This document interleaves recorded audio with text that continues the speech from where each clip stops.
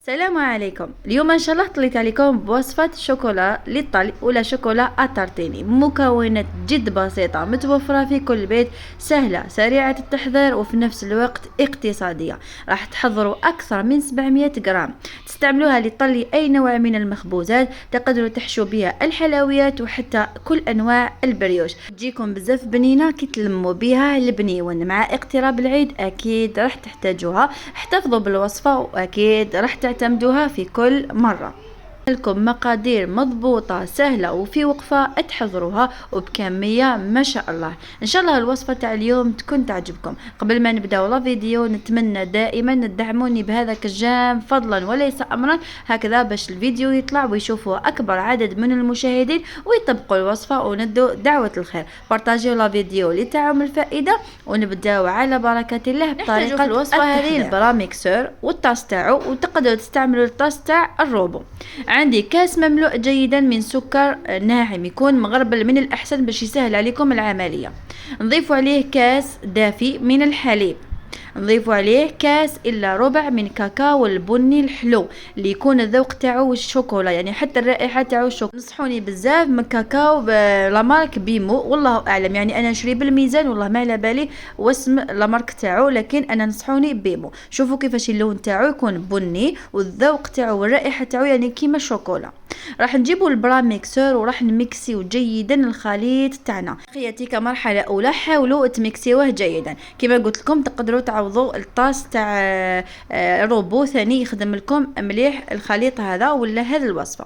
انايا بعد ما ميكسيت جيدا وشفت بلي الحليب راه نسجم مليح مع النواشف هذوك، تحصلنا على هذا الخليط.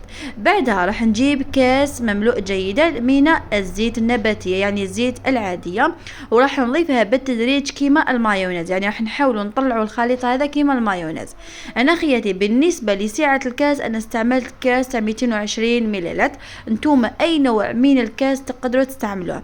اللي يحب يجرب الوصفه كاول مره يقدر يستعمل كميه قليله، لكن نفس الكيلة تبعوها كامل، يعني الكاس اللي تبداو به تكملوا به، هكذا تتحصلوا على كمية قليلة. بعد ما تجربوها وتعجبكم الوصفة واكيد راح تعجبكم راح تعودوها بكيلة واحدة اخرى.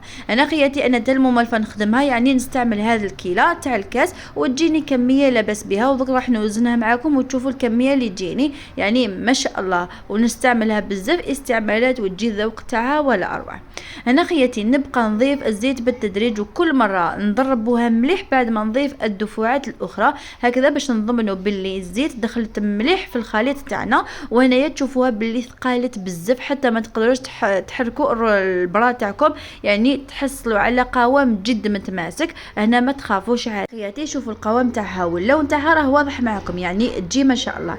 من جهه اخرى حبيت نكه اكثر الشوكولا تاعنا وتجي كيما اللي تتباع في برا. راح نجيب حوالي 100 غرام من اي نوع من الشوكولا متوفر عندكم في البيت. انا جبت علبه وزنت فيها 100 غرام ولا الكميه اللي تقدروا تستعملوها.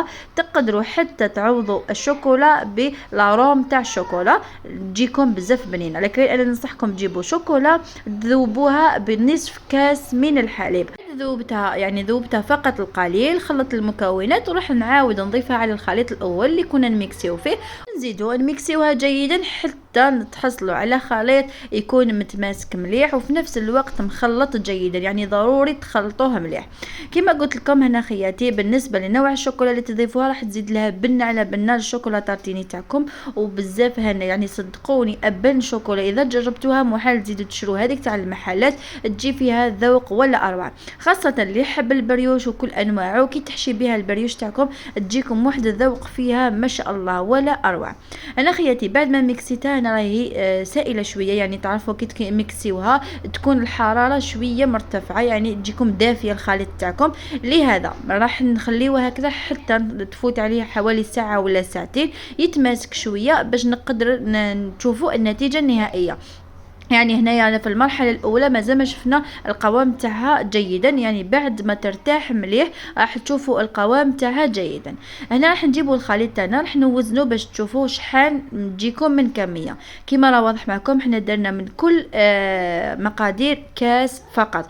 وشوفوا راح نتحصلوا اكثر من 700 غرام من شوكولا ترطيني، يعني الضعف اللي تتباع في المحلات. وكما راه واضح معكم اللي تتباع في المحلات تجي الثمن تاعها غالي يعني ورابيدمون تخلص. لهذا خياتي شروا المقادير هذو اللي يكونوا اصلا متوفرين عندكم في البيت، وخيروا نوعيه جيده تاع الكاكاو وراح تتحصلوا على اروع وابن من الشوكولا ترتيني. هنا خياتي تجيكم تقريبا 700 غرام، تجيكم بزاف بنينه وبزاف هايله.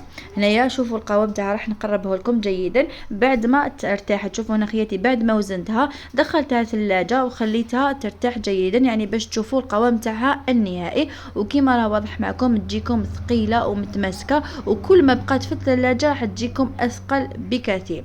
هذه الشوكولاته تارتيني على بالي بتجوني بزاف اسئله كما جاوني في التيك توك على الوصفه اللي كنت شاركتها من قبل معكم. للامانه خياتي هذه الوصفه يعني وين ما ديروها تصدق معكم، يعني تقدروا تحشيوا بها الحلويات، تقدروا تستعملوها حتى في العجينه باش تنكهوها، تقدروا تخدموا بها البنيول، تحشوا بها الثوميه، تخدموها في الطارطات ولا التحليات، وتقدروا تستعملوها للطلي ولا للبريوش. خياتي مده الاحتفاظ تاعها اكثر من 15 يوم، وكما قلت لكم كل ما تبقى في الثلاجه كل ما تتماسك اكثر واكثر. ان شاء الله الوصفه تاع اليوم تعجبكم. مشاهده ممتعه، دمتم في رعايه الله وحفظه.